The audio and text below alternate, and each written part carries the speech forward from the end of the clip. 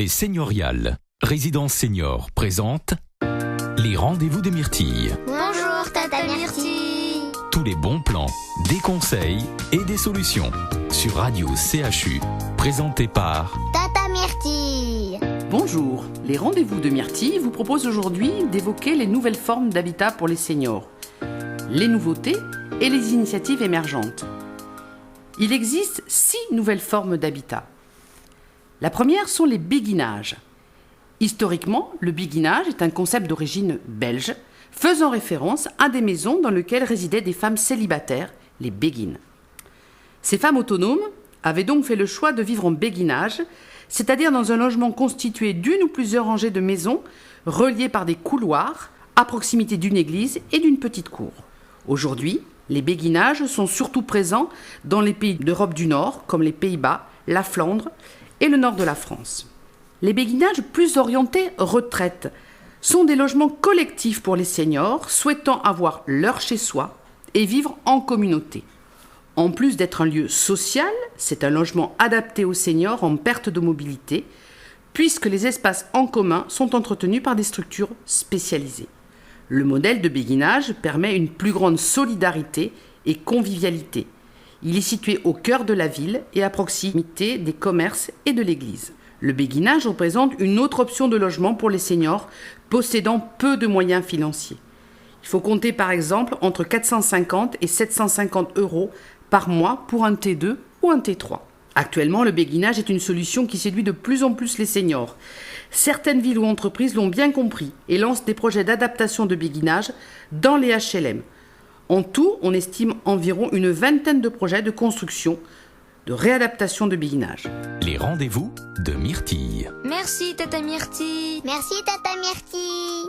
Viennent ensuite le Papyloft, une offre alternative sociale aux maisons de retraite et aux résidences-services. Le Papyloft, c'est le maintien à domicile sécurisé. Ces résidences ont été créées en 2005. Le but premier de ce projet est de faire face aux besoins des personnes âgées en perte d'autonomie qui ne souhaitent pas entrer en maison de retraite. L'idée est ainsi de construire des logements totalement adaptés aux seniors et à leur mode de vie. Les habitations sont toutes indépendantes. Elles vont du T2 au T3 et leur surface de 50 à 70 mètres carrés. Elles contiennent des fenêtres surbaissées, des volets automatiques, pour être plus simples d'utilisation. Les couloirs et les entrées des pièces ont également été rendus assez larges pour être accessibles en fauteuil roulant. Les résidences de Papyloft ont été installées dans le centre des villes, des communes et à proximité des transports. Le but est de faciliter les déplacements et l'accès des seniors aux lieux publics. Les objectifs de ces Papylofts: lutter contre les isolements des personnes âgées, maintenir leur autonomie, favoriser un environnement sécurisé. Comment accéder à une résidence Papyloft ? Ces résidences ont des loyers compris entre 270 et 400 euros, en fonction des ressources des locataires. Elles sont classées dans les HLM, habitation à loyer modéré, et donc soumises à des critères d'éligibilité. La personne demandeuse doit avoir plus de 60 ans, habiter une commune dans laquelle se trouve une résidence Papyloft et répondre au barème des logements sociaux. Tous les bons plans, des conseils et des solutions. Les rendez-vous de Myrtille. L'habitat coopératif maintenant. Face à la crainte de vivre en maison de retraite ou seul à son domicile, des professionnels du secteur médico-social ou de l'habitat ont imaginé des domiciles regroupés. Regroupement de 5 à 20 domiciles en général dans un même immeuble. Chaque habitant vit dans un logement individuel, adapté, avec la possibilité d'accéder à des services. Leur credo : proposer des lieux ouverts sur l'extérieur qui permettent de rester vivre jusqu'au bout de sa vie dans un domicile adapté et au cœur des communes. Véritable alternative entre le domicile et l'accueil collectif, cette solution se développe souvent dans le secteur rural ou les petites communes.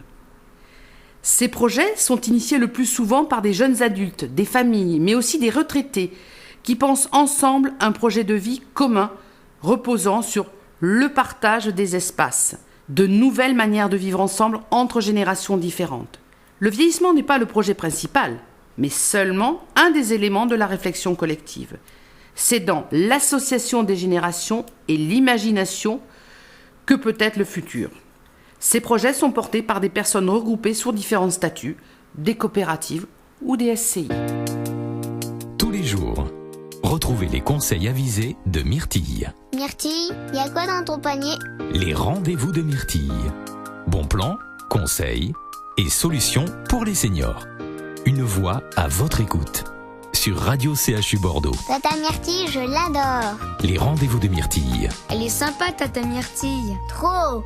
L'habitat intergénérationnel, porté par des retraités, des élus ou des professionnels, ces projets permettent à des habitants âgés de vivre de façon autonome chez eux, faire appel aux voisins en cas de nécessité.